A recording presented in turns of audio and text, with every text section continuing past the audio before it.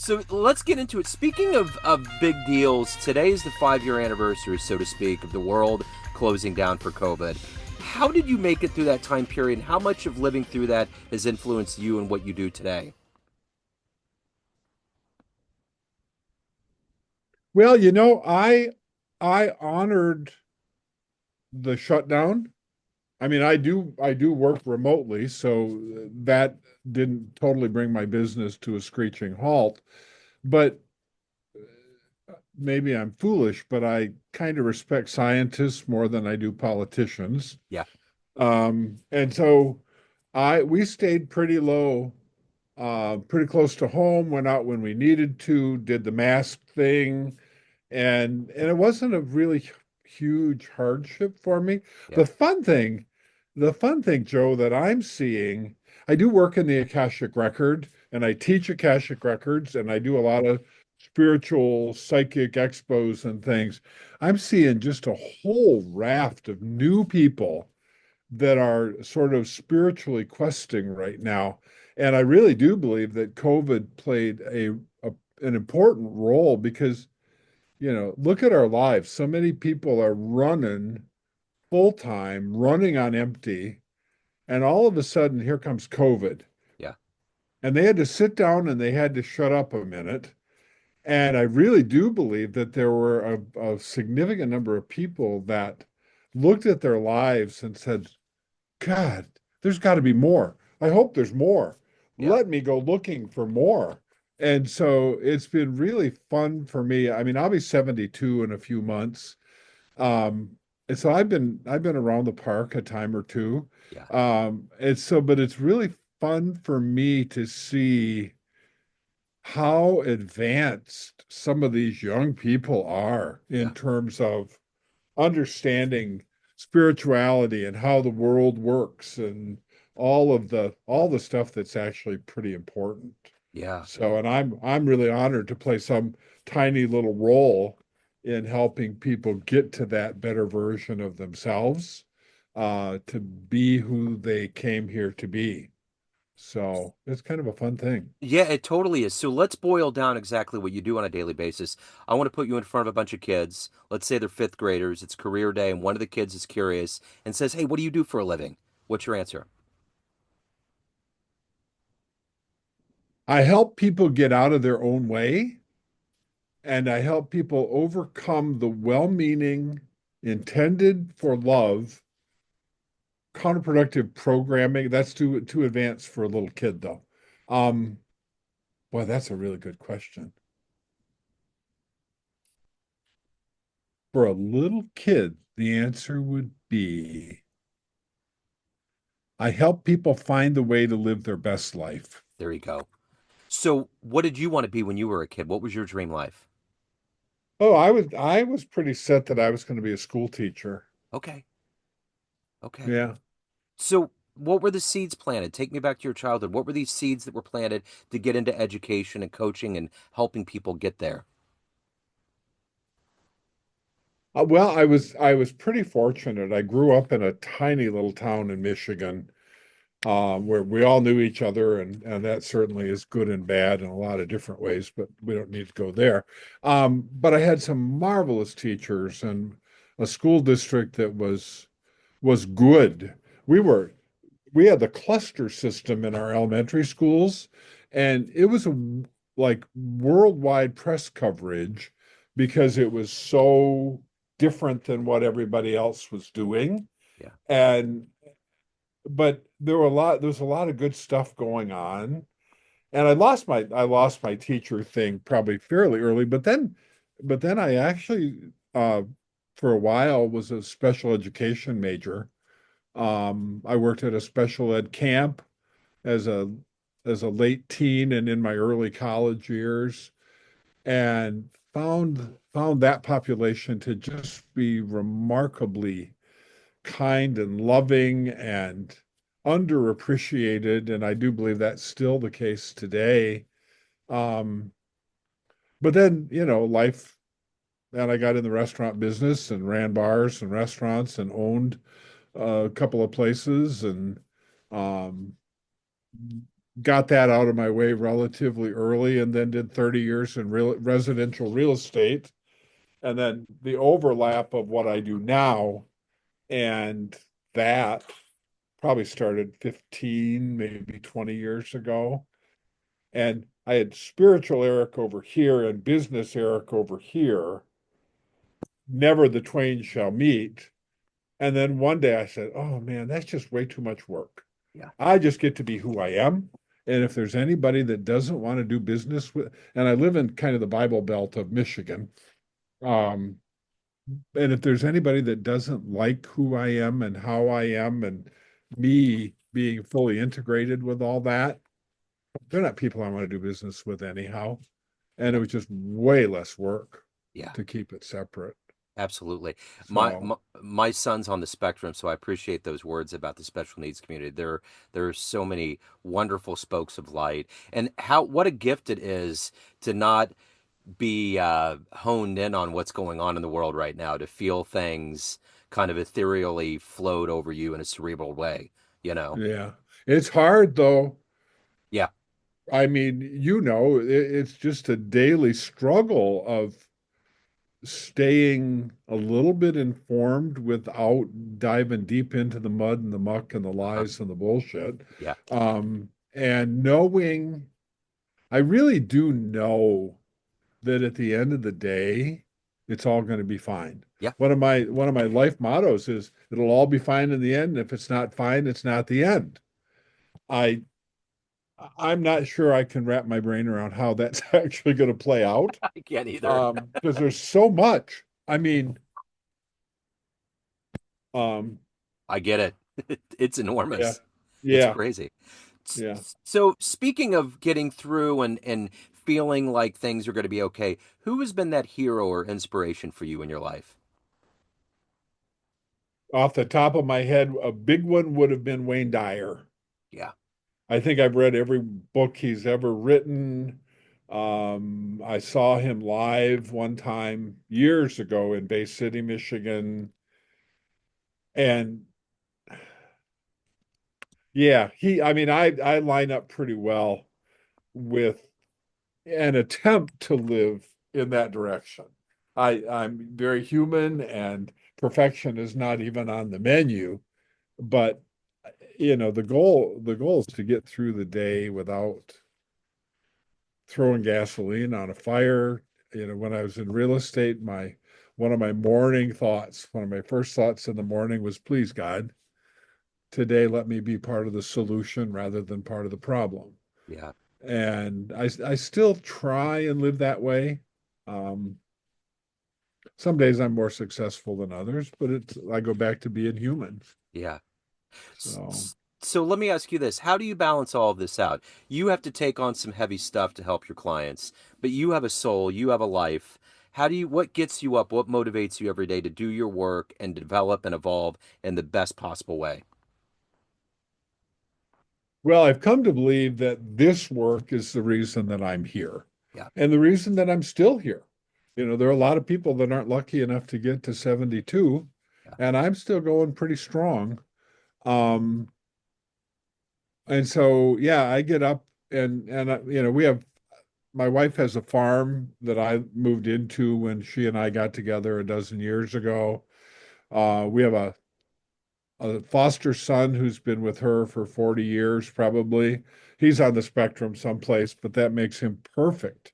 Yeah. He's so very structured and organized and, intuitive with all the animals that it really, really is a wonderful thing for him and for them.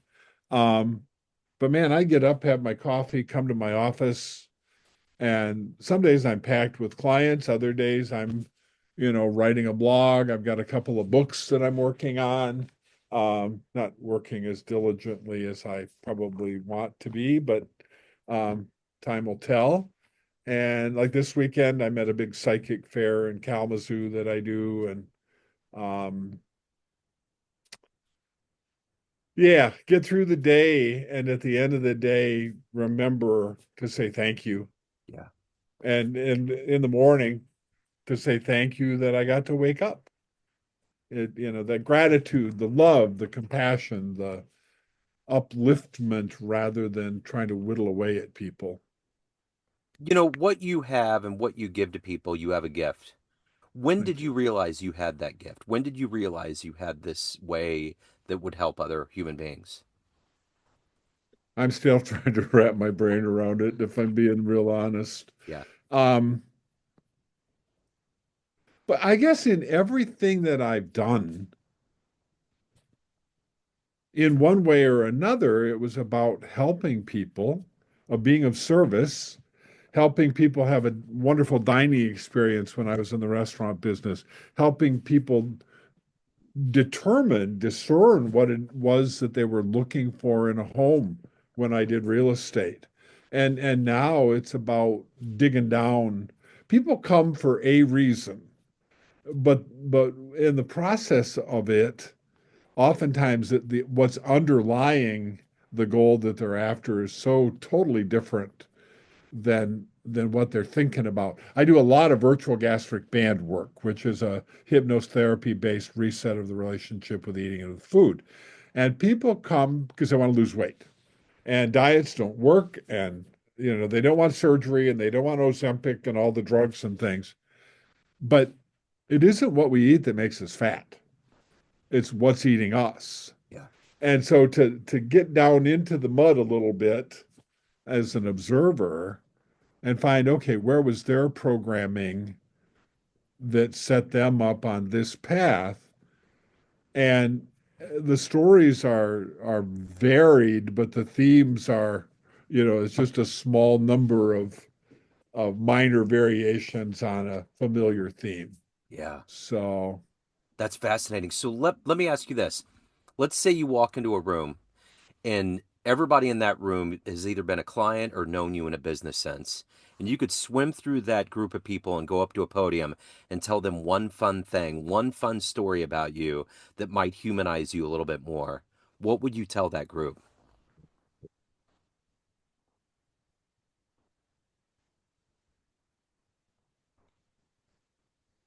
then of all the hats I wear now and all the hats I've worn in my long life, there are two that I'm the proudest of, and there are two that are my great motivating factor.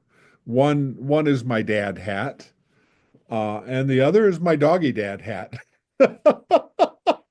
Yeah. My Clyde loves me so much it's a little bit scary, and I do believe and probably know that in another lifetime he and I were brothers, and I tell him every night when I tuck him into his little bed. He's not little though. He's a Great Pyrenees lab mix, so he's a big boy. But I tell him, you're the finest human I've ever known, and we were brothers, and you must have been the good brother because you got to come back as a dog. And but I used to think that he or the other animals would come for love and attention when they needed it. Yeah. Turn that around. They come because they know that we need it. Yeah.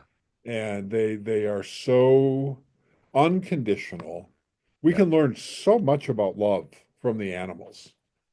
Um, who else wags their tail when you've been gone for 20 minutes? That's what I'm saying. I I remember interviewing somebody that was really into zoology and animals. And I said, boil all the animals down. What's the one group that absolutely captures your heart? And without even a beat, that he was like dogs. Yeah, Absolutely, of all of them. yeah, So there was a bit that Ricky or Gervais did, Ricky Gervais. love him. Yeah. And he, because he's an atheist and he questions everything. And he was talking about how dogs are really gods because they're the ones that love you unconditionally. They're happy when they see you. They take care of you. They don't want anything in return. Everything that we would consider a deity, everything that we would consider what we were taught in kindergarten to be pure, it's in a dog. And no matter what we do, they forgive us. Absolutely.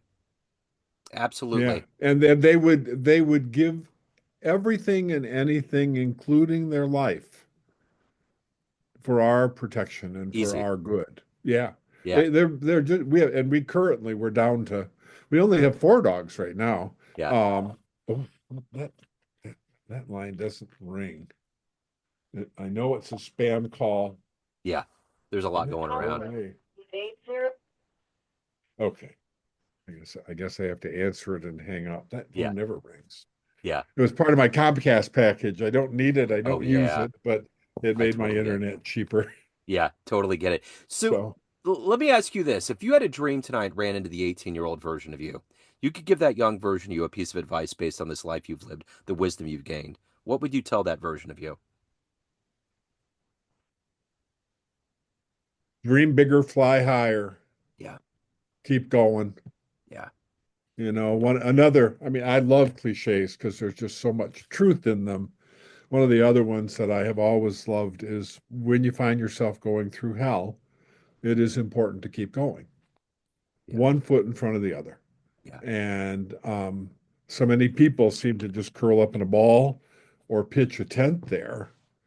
And truly, I mean, The Secret was a book and it was a great title. It was never a secret, but there's a lot of powerful information there. What you think is what you get. yeah, And the people that you know that are always like, oh, I'm so sick and tired and blah, they're always sick and tired. yeah. And Always. I believe the universe hears them say that and they go, man, I don't know why she wants to be sick and tired again, but we have to fulfill the order. So here we go. Yep. Boom. There's your script. Yeah. So, of everything you've done, I think you've kind of touched on it, but I just want to kind of ask pointedly, of everything that you've done, accomplished, and evolved into, what are you the proudest of? What I'm currently doing. Yeah, Yeah. yeah. What's been one of your favorite clients? You have clients that can be tough, that can push you to levels, but what was a client that ultimately was the most savory at the end of the journey? Two spring to mind. One was my very first hypnosis client ever. None of my electronic stuff was working the way it was supposed to. So I ran the music, the background music, just out of my notebook speaker. It was just like, it ended up being a lesson in all of that is the gravy. It's not the meat and the potatoes. And Monty was the guy, and we did the virtual gastric band. He dropped 75 pounds. Wow. But more importantly, he said it pretty much changed everything in his life. And so that guy left a mark. He's been very generous letting me use his image and his story and his wife's on my website and all my marketing materials, which has been really helpful. And then there was a young man that came to one of the psychic fairs I was at for an Akashic record reading. And he sat down, and as soon as he sat down, I thought, oh boy, this guy was a monk. And so opened the record and was taking a look at that. Turns out that he was a student of, and then a contemporary of St. Francis of Assisi, who, Wow. of course, is one of my favorite. I've worn my hair like St. Francis for decades. Yeah. Um, and the whole connection with animals and all that sort of thing. But in the course of our conversation, the information that I got was that he was one of St. Francis's students, but then good friends and contemporaries. This guy, I was told, actually was the person who wrote what we now know as the St. Francis of Assisi Prayer for Peace. And then the record keepers laughed and they said, then as now, Francis had the brand. Yeah. And you all knew that if it went under St. Francis's name, it would get more traction and would reach a larger audience. And you didn't care, you didn't need the notoriety. It was more important for you for the impact to generate. So invariably, there will be a person at every psychic fair that I just go, oh, I am so lucky and blessed that I got to sit with that person Yep. and have that conversation. I love it. So, yeah. So, Eric, at the end of the day, everyone has a perception of you. Family, friends, clients, colleagues, everyone that's known you, but you run the show. What's your perception of you? Who do you think you are? Ooh, I'm a big old guy that gets up every day and tries to make a difference. Um, I guess that's the short answer. Yeah, that's a great answer. If anyone wants to reach out, anyone has questions, they want to hire you, any of your services, where do they go? EricWebster.com. Okay. And Eric is spelled properly, ERIC, Yes. Webster.com. There's one area that I want to point out. It's called the free tools. Yeah. And the entire section is free, as the name would apply, but it's all about forgiveness. Yeah. And I have worked with everything on that part of the website personally and found it to be powerful, helpful, and in a couple of cases, transformational in my own life. And so, one experience with that then caused me to know that I really wanted to become a proponent of the power of forgiveness. And so that's why I put that part together. And you begin your forgiveness work with yourself, because your perception of what and who needs to be forgiven changes pretty dramatically when you do your own work. Absolutely. No. Well, I will make sure to put all of this in the show notes. This has been fascinating. Thank you so much for your time. Thank you for your story, and keep doing the wonderful work, man. Thank you. So good to meet you, Joe. Yeah, This has been real fun. absolutely. It's been wonderful. Hello, friends. Joe Dimino here. I just wanted to let you know that after 30 years or so, I have finally released my first book of poetry through the mighty Spartan Press here in Kansas City, Missouri. As the creator and host of both Neon Jazz Radio and the Famous Interviews with Joe Dimino podcast, along with being a visual artist, I'm ready to embark on a new adventure and want you to be a part of it. You can get a copy online via Barnes & Noble, Amazon, and actually on the streets in Kansas City at the great Prospero's bookstore off 39th Street. You can also visit joedimino.com for links to the book, to more poetry, and everything in my world, including paintings. Thanks for all of the love and support over the years, and please dig the words.